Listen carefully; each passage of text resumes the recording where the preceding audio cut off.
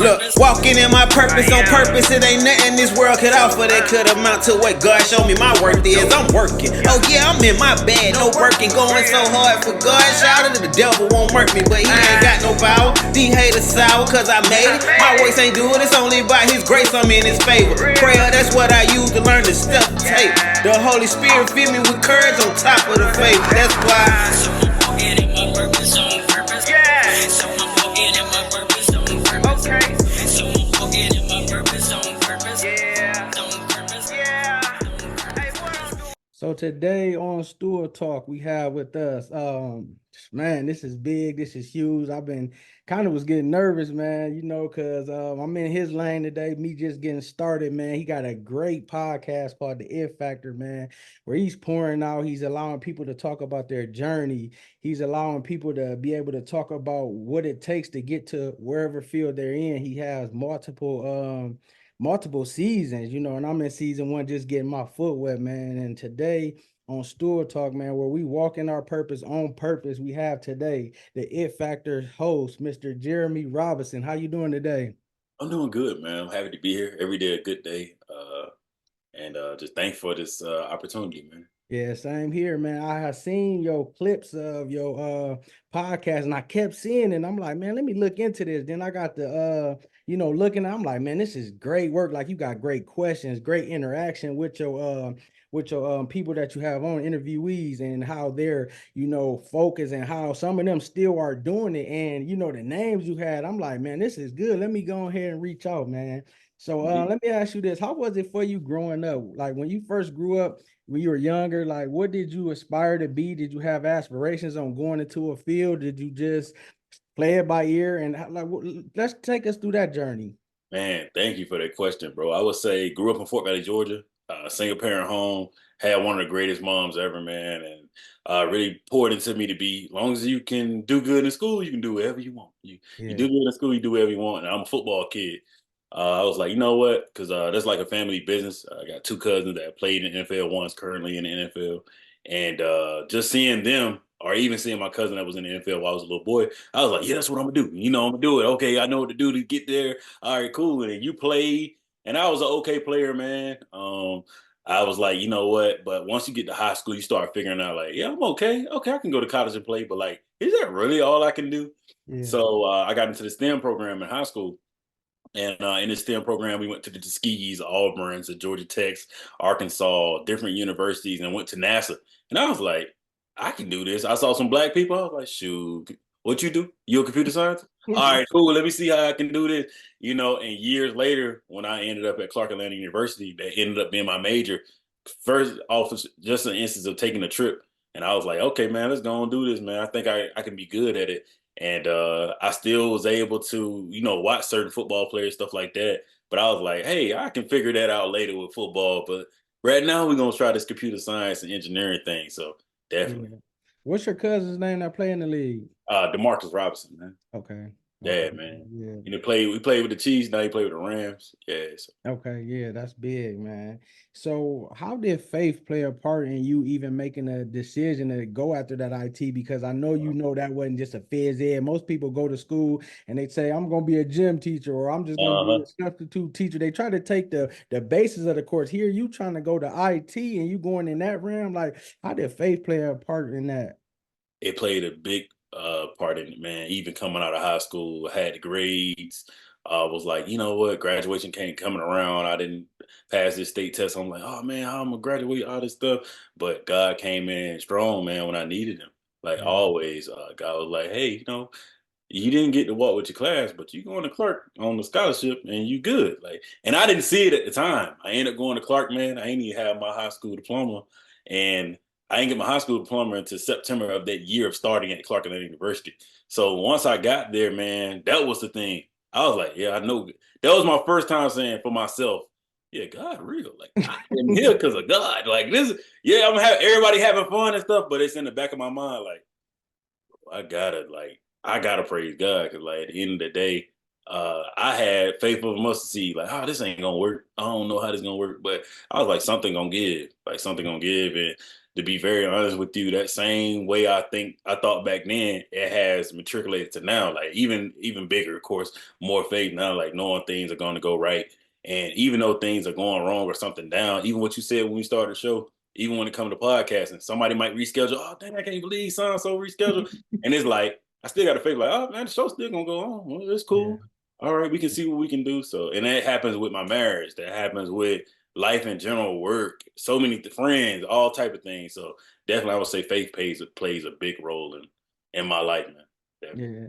So And where learn. did the podcast come? What inspired you to start the IT podcast and focus on highlighting Americans, African Americans, in their profession, in their fields, in their careers, Uh, even in the sports and different things they transpired? So this about to get you. So I mean, in college, man, I'm killing them. I'm like, all right, cool. I get into class and it's hard. And I'm like, you know what? I'm on YouTube looking, but I don't see nobody that look like us. And I'm like, it ain't even. Back then, I was like, dang, I need somebody to talk this coding language because I went to a HBCU, but I was still getting taught by Indians and different people that were not black. And learning a coding language and trying to learn what they're speaking is kind of hard. So I was like, trying to do that. I was like, God, if you get me through these courses, I'm gonna do something to give back. I don't know what it looked like. So you say those things and you get through the class and I graduated from Clark and I got my job and you're making money, but it came back. It was like God was like, hey, you still ain't did what you said you was gonna do, but okay. And it just kept happening, man. And finally I talked to one of my best friends that does my editing to this day. And we were talking and he's just like, hey bro, you know a lot of people, you should start a TV show. I'm like, TV show? Me? TV show? No, bro, I don't know. So I'm like podcast, and then it kept coming up, man. And then I started with co-host for the first 2 episodes for UC, man. And my guy was like, oh, I'm gonna stop. But instead of me saying, dang, I can't do it without him, I'm like, it was my idea from the get-go. Let me go ahead and put the work in. And at first, the first season was IT people, like engineering, you name it. That's all I had. And after a while, I was like, I know athletes, I know doctors, I know lawyers. These people I want to talk to. Man, I want to interview Cam Newton one day. That's what I'm telling myself. So at that time, of course, I was like, okay, let me brown out. And then my mom, my family, friends, and my wife was like, hey, you should go and broaden out outside of just IT. You're limiting yourself. When I did that, bro, stuff just took off, man.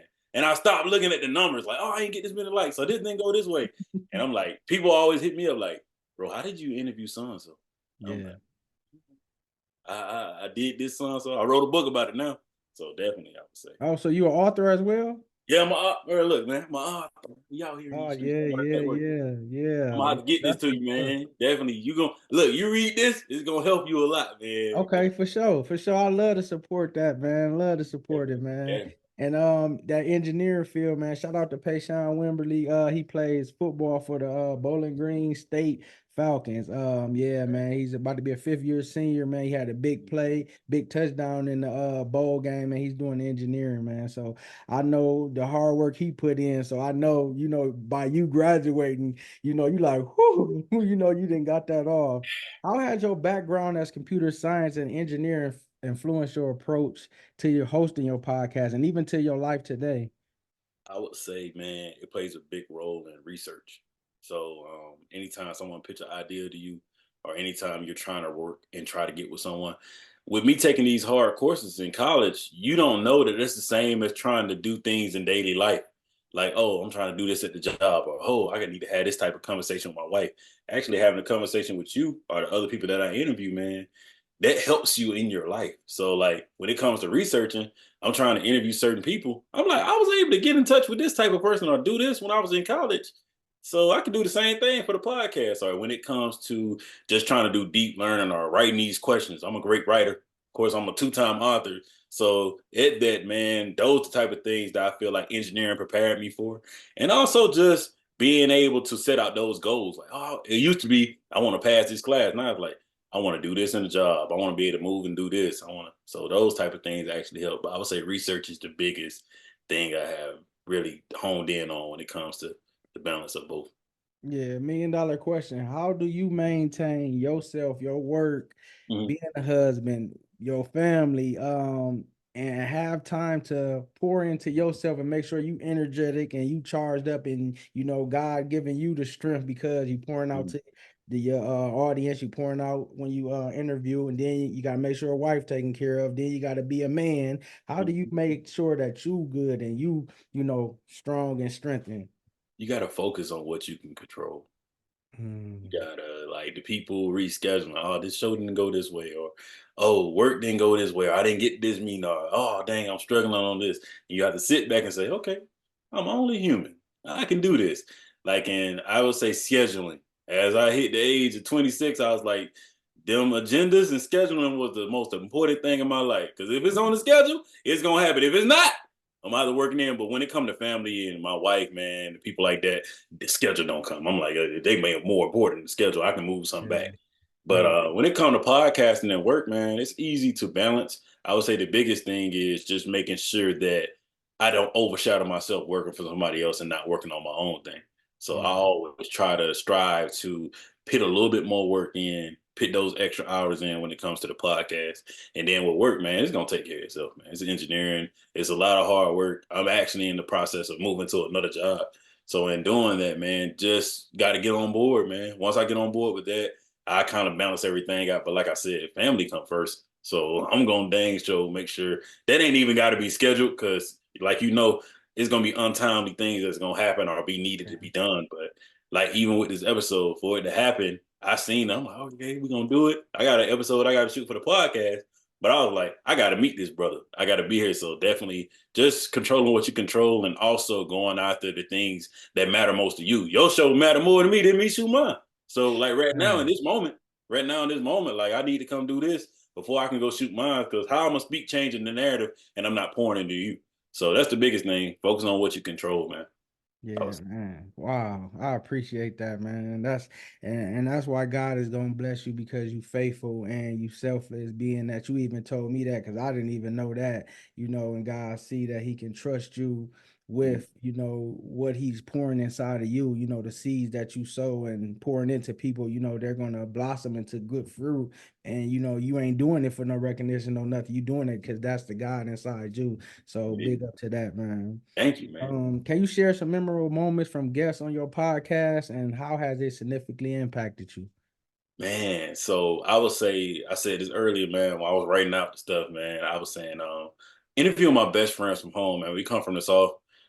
You think that's where a place where everybody think they gonna make it to the league, and this is how we gonna get out. We gonna take care of our family. And to see that, yeah, we had those aspirations, but to see my friend go out there becoming a coach. Now he's a coach, man. He coaching receivers down in Savannah. Then my other best friend that I grew up with from Sandbox. This man is an occupational therapist now and working his way up in the ranks and just love helping people.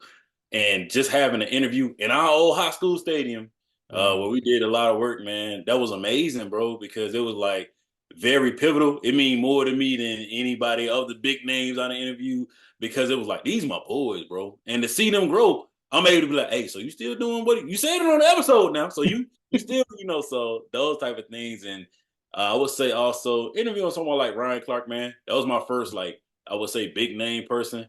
And just realizing they regular people. Like, Mhm. it's a regular person. Anybody can do it. Like anybody can do it. It's just showing. I think that with me, it's like that's why I love pushing and changing the narrative because at the end of the day, I seen that guy and I'm like, dang, he big time. He actually DM'd me back and was like, yeah, Yeah. look out for me. Check in with me next year. And most people like, oh, I ain't gonna say nothing. But what I was doing was pin those seeds, like, hey, how your family doing? Hey, how you doing? Throughout the year. So once it got to it, we built that relationship so that once I did the interview, those are things that people don't see. They just see me, oh man, he interviewed Ryan Clark. So that meant Yeah. a lot to me because it let me know that, oh, I can climb the ladder outside of just the people that I know and interview people that I always wanted to talk to. And I also would say Maya Shaka, man, that was a real big because me and my mom was watching NFL, man. Like, and we was sitting there and was like, who is this black woman? Like, she a referee? Wait a minute. And mom was like, hey, you should have her on the show. And next week I reached out and a couple months later had her on the show. And I got a lot of stories like that, man. But really breaking down in my book, what I broke down in my book was the common person versus the big name person. We the same people. We put our pants on one leg at a time.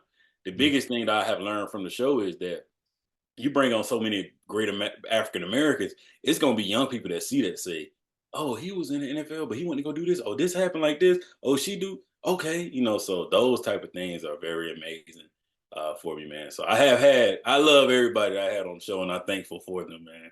I would Yeah. say. And I love the way Ryan Clark speak, man. He got great vocabulary, the way he carry himself, and even how he does his shows. And then Mhm. he switch it up and be on First Take. And I just love that in him. And being that he's an African American, and he's Yeah. doing it the right way.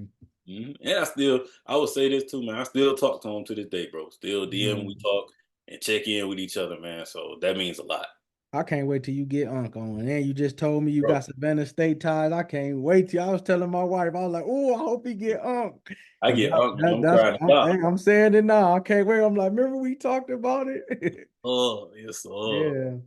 Um, in what ways have do you think that the representation of African American in tech and the engineering field has evolved? Mhm. And I, what challenges still exist? I would say the biggest thing that has evolved that we got more black people in it in different capacities. Like I'm a computer engineer, soon to be an automation engineer.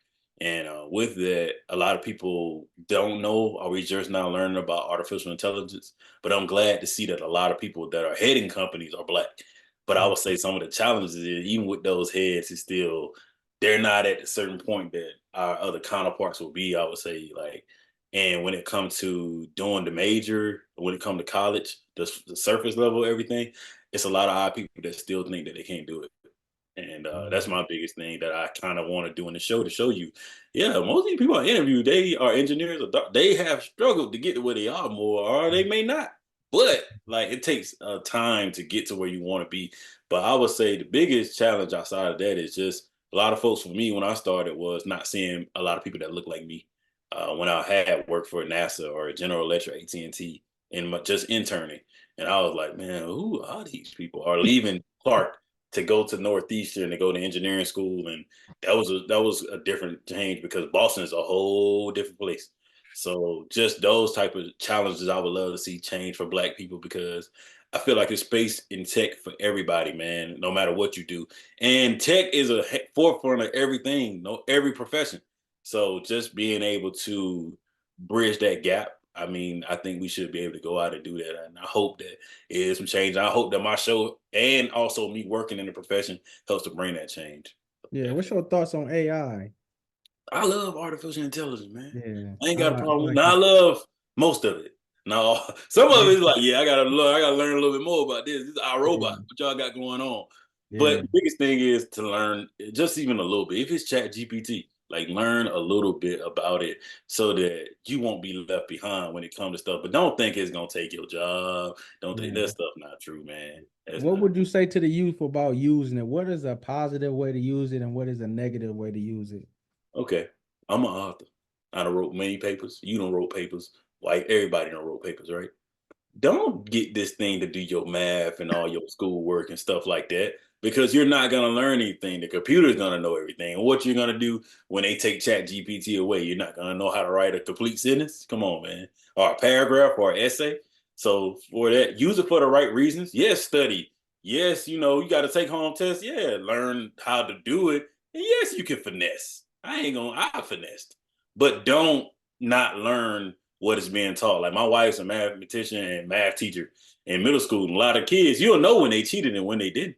So the biggest thing is to learn this stuff for you because it's gonna come back up.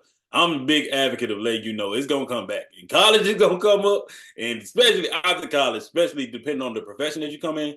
But like college is definitely gonna be a pivotal moment. You always need to know how to write and count your money and know what's going on financially. So I would definitely say don't try to use Chat GPT or any of the other AI mechanics that use to help you to kind of get ahead because that's not going. It's What not I going. used it for, and it was really dope. I said, I got $50. Make me out a meal plan or a grocery list, and it was like do, and broke that Right. thing down. I was like, oh, and I said, now this is a positive thing, Uh-huh. Ooh, I only got this amount of money, and I want to get different things, and it broke it down, and it kind of helped, like. Hmm.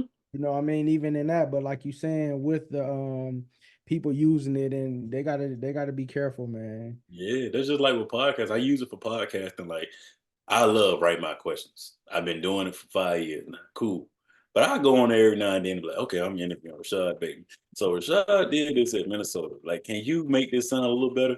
And that's what I use it for. But as far as just authentically writing, and I'm like, it ain't sounding like me and you. It sounds Right, like Roger. right. So I'm like, Mhm. I don't want to sound like Roger. Like, so how was it playing for the Baltimore Ravens when you caught that touch? No, no, bro. Yeah. So definitely just knowing how to use it. But that's cool though. I like using it. Yeah. So as a graduate of Clark Atlanta, Mhm. are there opportunities still available for the STEM program for African American? So yes, at Clark Atlanta University, I would say that we have a dual degree in the engineering program. What I was in, that's where you get to do your 3 years at Clark Atlanta University, then go to the Northeasterns, the A&Ts, the Georgia Techs, to like different college that we have. You have connection with. But I would say in doing that, I was able to go work for NASA my freshman year. I was able to go Mm. work for AT&T and George. I mean, what is it? General Electric. And then working for those companies, man, I was able to come back to my university every year and be like, after working for NASA, I was like, dang, I need to take school a little bit more serious because I see what it takes to get to working at a NASA. So I would say having those type of opportunities would have never been if I hadn't brought myself to Clark, because I had a cousin, of course, that his line brother was a manager there at NASA, man, and it was just that process of networking. He was like, hey, send me your resume. It was at a cookout. He's like, send me your resume. My line brother gonna get you a job. Yeah, because he loves you going to Clark. But had I may not went to Clark, I may not have had it, and also majoring in engineering. So it's stuff like that, that opportunity of becoming. Then also the career fairs, the different tech people that came to HBCUs, trying to get us, because of course we got Clark, you got Spelman, and you got Morehouse all in one little area. So with that, man, it brings a lot of attention. Also, Morris Brown. So having all that, they try to get to a point to where they try to get every STEM department up. And so now I would say these students got it even a little bit better. They done built a new building and everything, trying to get them to get our tech and our engineering department at the forefront of Clark Atlanta University. So I would say it's always gonna be downplayed by certain people, but I ain't gonna never downplay it, man, because look at where I am today. So I would say you learn what you learn, man. And the biggest thing is just learning the trade that you love to do when it comes to college, and especially engineering or tech in general. So I would say it's always a good move. You just got to be careful on how you want to move and matriculate through it. Because a lot of people I probably went to school with, I went to go work for NASA. A lot of them may went home for the summer. So there's certain sacrifices you have to be able to make. And I'm promise you, man, every professor I had always gonna speak life into you. Hey, you should go try this. Or when I was in school, I tried this. And they're not going to just talk to you. They're going to be like, well, I actually got a job at Raytheon. You just got to go to Boston. This was going to happen. So those type of conversations do happen still to this day. So Yeah. definitely. Do you go back and speak? Do you go back and share your knowledge and give examples of what happened? Yes, indeed. Because of COVID, I wasn't able to do it, but I actually did it one last time back in 2021, and I'm about to go back Okay. now. Actually, I actually got it on my calendar to reach out to my professor, because she reached out before Christmas, man. And was like, I need you to come talk to these students. They need it. So definitely that, and they be saying she be showing my podcast, man. So they be helping the kids out, because the first thing they ask, like, how did you interview Chris Paul? And I'll be like, look, wait.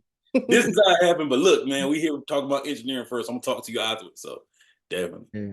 Last couple questions. I'm gonna get you up out of here. How do you see the IT podcast, the It Factor, Mhm. contributing to a broader conversation with adversity and with professional spaces? I would say this, man, and I wrote it down. I would definitely say, where is that, man? Because I just love your questions, man. I would say this: when it comes to podcasting, or when it comes to telling a story, make sure you're doing it for the right reasons. I promote positivity, man, and just being genuine and telling the truth. I would say that's why it takes me a little longer, and it takes us a little longer than other people. But I would say at the end of the day, make sure you're doing it for the right reasons. Like meeting these people and stuff. Yeah, it's cool to, oh, I'm about to interview Cam Newton, or oh, I'm about to interview, Shannon Sharp. But I feel the same way with engineering a teacher in our community, because they got way more impact than Shannon Sharp or Cam Newton ever have. It just ain't seen like that in society. So my podcast, I always wanted to bridge that gap to show you, yeah, I can interview these people, but this lady right here is way just as important as this person. Like, there's nobody better than anyone. Another thing I would say is I always want people to see the light at the end of the tunnel. Like when it comes to podcasting and it comes to any profession, that if I can do it, you dang sure can do it. Cause I mean, it's 5 seasons and some people will see it and like, dang, how did you do it? Or how did I'm like, look, there's no secret sauce. It's God.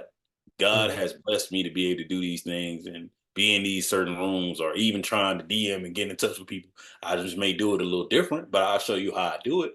And you can use it, you can take it. It's room at the top for everyone, man. It's not a back and forth game with me. So Yeah. definitely. Looking ahead, what are the goals for the It Factor podcast, and how do you envision impacting to serve the community? Got you. So I would say with that, my goal is to keep bringing on people like yourself. Like you brought me on, being able to collaborate with platforms like yourself, man. And also, I would say just bringing on great people, man. I love bringing on people of all professions. I wanted to get to a point to where I done brought on so many people that they're like, oh yeah, let me bring on my friend, man. And it's getting to the point, oh man, I got this certain portion for you. Like today, I get to interview Marquise Ogden, man, Jonathan Ogden's brother. Wow, that's what I was And I wondering. didn't even know nothing, man. But one of my boys was like, you've been doing this for a long time. You're one of my people, man. I want to reach him out, get him in touch with you. And I wanted to get to that point to where I don't always got to be the one reaching out. They're always like, okay, cool. Or the podcast that people can look and say, hey, Jeremy, man, I'm trying to get in touch with somebody, man. I want to go speak with somebody for mental health. Or I need a physician, or I need a lawyer, or hey, man, he played football. You think he can come talk to my kids? And like those type of things are the things I want the podcast to get to, because at first you like, yeah, I want to do this and this. And after a while you realize like God wants you to actually help people through what you're doing. And Yeah. in there, I love helping people more than it will ever be. Oh, I brought on son, so you'll never see me, bro. I'm gonna be happy like I bring on Cam, like, oh, it's Cam Newton. Look, like it's lit, bro. Yeah, oh, you finally did it, man. It's lit. Oh. But it's not, you're gonna see that and be like, yeah, Jeremy doing that, but Jeremy actually trying to do this on the back end. I respect that. So Yeah. definitely that's my biggest thing. Yeah, man. Well, we thank you for coming on today, man. Mr. Jermey Robinson, you are walking in your purpose on purpose, man. Continue to have a servant's heart, man. Heart after God, helping people. May whatever your hands touch be blessed. May your steps be ordered by God. And may He pour into you and your wife and your family elevation this year in 2024 for you, your brand, your business, and everything, man. Appreciate Thank it. you, man. Thank you, brother. Man, I got a question for you though. Go ahead. Okay, man. So what made you start, man? And you say it's your first year starting? Yeah. Yes. So back in it was like 2018. Mm-hmm. Guy was kind of speaking to me about going around the city because I'm from Toledo, Ohio. Before I moved to Atlanta, Georgia, about going to, highlight different athletes or different people that was in our city and tell them about their journey, because your journey allows somebody else to see what you went through. Like you said, they see what you is now, but they don't know the battles and they don't know what you went through. They Everything. can see the end goal. So allowing their journey to be seen so they can be like, he can do it, I can do it, as motivation. So I kind of was putting it off, and it came back on and I started. And my first interview was with I think she's like 11 or 12. Her name was Honey Brown. She had won the MVP of my sister Tori Blanchard's female basketball league, and she was the Oh, first winner. So I interviewed her, and then I just started doing it, and then seeing how it was helping people. Like I just was doing it just to doing it, but just seeing how God was moving through it, man. And I just, took off, and, I'm continuing to do it, trying to be obedient. I like that, brother, man. I would say what you need from me, man. I'm gonna give you, I don't know if I gave you my phone number yet, Yeah, but you did. You did. yeah, man, I look forward to staying in touch with you, man, because I Yeah, love what man. you're doing. If you ever need anything or want to talk about some things or how I go about certain things, or even want to talk to somebody I may have had on that I can try to make that happen, not For, even try, we gonna make it happen. for And sure. I For sure. definitely let you know, man. Yeah, man. I definitely gonna use the number, man. I'm definitely, man, because you got it and you pour into people. You don't just, say this how I did it or not say nothing. You helpful and you've been a blessing to me for doing this. So I appreciate it. Thank you, brother. Yeah, thank you. Yes, indeed.